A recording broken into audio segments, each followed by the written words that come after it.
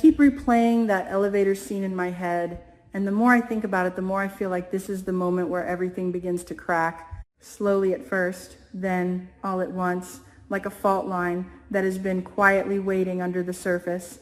Ashley's suspicion is not random. It does not come out of nowhere. It feels earned. It feels like something she has been sensing for a while now.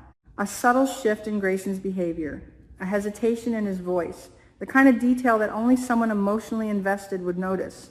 And then it happens, that accidental encounter in the elevator, the kind of moment that television loves because it feels so ordinary on the surface, yet underneath it is loaded with tension. Ashley steps in, confident, almost playful, even taking the initiative to bring up their upcoming date. And I can already sense that she is trying to read him, trying to see if the man standing in front of her is the same one she thought she knew. But Grayson, he is not focused on her, not entirely. His attention is divided. And that alone tells me everything I need to know about his state of mind. Because Jacob is there. That changes everything. The elevator, which should have been a confined, neutral space, suddenly becomes a pressure cooker. Grayson's anxiety is not just about Ashley anymore. It is about exposure, about timing, about the fragile balance he has been maintaining between two worlds that were never meant to collide. And now they are colliding in the worst possible way, in a place where there is nowhere to hide, nowhere to escape, only seconds ticking by as Ashley's awareness sharpens. I find myself asking the same questions over and over as the scene plays out. Does Ashley recognize Jacob? Does her expression shift even slightly when her eyes drift past Grayson? Does she pause just a fraction longer than necessary? Because sometimes that is all it takes. A single glance, a flicker of familiarity, and everything unravels. And then I imagine it, Ashley noticing him, not immediately, not dramatically, but gradually, like a thought forming in the back of her mind. She looks at Jacob and something feels off. His style, his presence, the fact that he does not belong in that elevator, not in a hospital staff lift, not in a place where access is controlled and movements are noticed. And Ashley, she is not the kind of person to ignore that kind of inconsistency. So she speaks casually at first, maybe even teasing him about his outfit, pointing out how unusual it looks, how different it is from what she remembers. And that is when the tension spikes for me, because her tone might be light, but her questions are not. Why is he here? What is he doing? And more importantly, how does this connect to everything Naomi has been saying about him being too busy, too unavailable, too distant? The pieces begin to line up. Not fully, not yet, but enough to create doubt. And I keep going back to that specific moment, the one where Ashley's gaze shifts, where she looks past Grayson and locks onto Jacob. It feels like a turning point, like the story is holding its breath, waiting to decide which direction it will take. Because there are only two real possibilities here. Either Ashley recognizes Jacob, or she does not. If she does, then everything accelerates. Her questions will not stop. They will come one after another, layered with curiosity and suspicion, and Jacob, no matter how composed he tries to be, will be cornered. He cannot reveal the truth, not here, not like this. But he also cannot lie too much without risking contradiction. And that is where things become dangerous, not just for him, but for Grayson as well. But then I think about the alternative, the version that feels even more dramatic in a different way. Ashley almost recognizes him. She is on the edge of it, so close that even I, watching, feel the tension in my chest, like something is about to snap. And just before that realization fully forms, Grayson steps in. He interrupts, redirects, creates a distraction so subtle yet so deliberate that Ashley has no choice but to follow his lead. Maybe he offers an explanation, something practical, something that fits just enough to quiet her doubts. He could say that Jacob is a relative of a patient in critical condition, that the other elevator is under maintenance, that he made an exception just this once. It does not have to be perfect, it just has to be convincing enough in the moment. Or maybe he does something even riskier, something more personal. He shifts the focus entirely, tells Ashley that he needs to talk to her about something important, something private, and in doing so, he pulls her away, physically and emotionally, creating distance between her and Jacob before the questions can take shape. And I can see that playing out so clearly.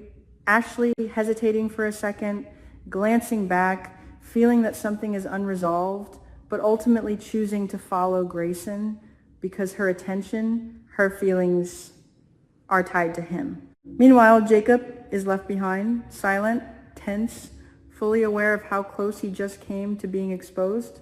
That kind of near miss, it is often more powerful than an actual reveal because it prolongs the suspense, it keeps the audience on edge, knowing that the truth is circling, getting closer with every scene. But what really fascinates me is what comes after. Because Jacob is not careless, he is observant, and moments like this, they change people. He will realize that his current pattern, his repeated presence at that hospital elevator, is a risk. Not a small one, but a growing one, especially now that someone like Ashley has nearly connected the dots, and that realization will push him to adapt. I remember what he told Smitty last week about gathering useful information from Grayson, about slowly building a clearer picture of what is really going on.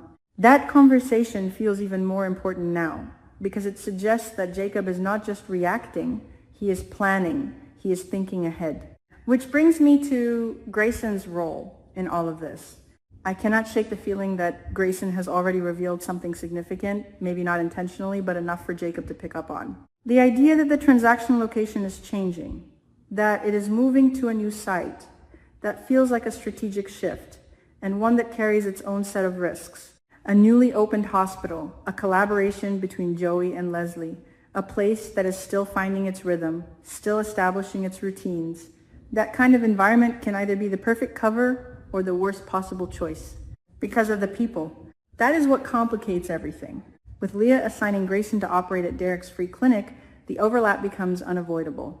Derek is not someone who looks the other way. He is attentive, grounded, the kind of person who notices when something does not add up. And if Grayson is involved in anything suspicious, it is only a matter of time before Derek starts asking questions.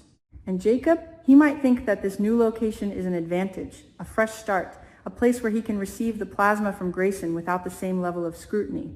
But I think he is underestimating the situation, because that location is not empty, it is not isolated, it is filled with people who know him, people who interact with him regularly, people who would immediately recognize him if they crossed paths at the wrong moment. Naomi, June, Samantha, Eva, Derek, Ashley, each of them represents a different kind of risk, a different kind of complication. They are not just background characters, they are active participants in this world, and their presence means that Jacob cannot move freely, cannot act without constantly looking over his shoulder. And the timing makes it even worse. The fact that the transactions are likely to happen after working hours, exactly when these volunteers are present, creates a perfect storm. The probability of an encounter increases dramatically, and all it takes is one unexpected moment, one wrong turn, one familiar voice calling out his name. I can already picture it. Jacob moving through the corridors, careful, calculated, trying to remain unseen, yet aware that at any second someone he knows could step into his path. The tension in those scenes will not come from action, but from anticipation, from the constant possibility of exposure. And the irony is almost cruel. In trying to avoid one risk, he has walked into a bigger one. Part of me even starts to hope, not for his failure, but for a specific kind of confrontation. If someone has to discover him, I would want it to be Naomi. Because she already knows that he is on a mission. She understands that there are layers to his actions, that not everything can be explained on the surface. If Naomi is the one who catches him, then maybe, just maybe, the situation can be contained. It would still be intense, still emotionally charged, but it would not immediately spiral into chaos. Anyone else, though? That is a different story. Ashley would question everything. Derek would investigate. Eva might connect dots that were never meant to be connected. Leslie and Joey, their involvement could expand the scope of the conflict in ways that are hard to predict. And that is what makes the upcoming episodes feel so promising to me. The sense that every character is now positioned at a crossroads, that every interaction carries weight, that the line between secrecy and revelation is becoming thinner with each passing moment. Jacob will have to be more careful than ever, more strategic, more aware of his surroundings, because the margin for error is shrinking. Grayson, on the other hand, is already slipping. His anxiety in that elevator is proof of that, and I cannot help but wonder how long he can keep this up before he makes a mistake that cannot be undone. And Ashley, she is no longer in the dark, not completely. Whether she realizes it now or later, something has shifted in her perception, and once doubt takes root, it does not disappear, it grows. I feel like we are standing at the edge of something bigger, something inevitable.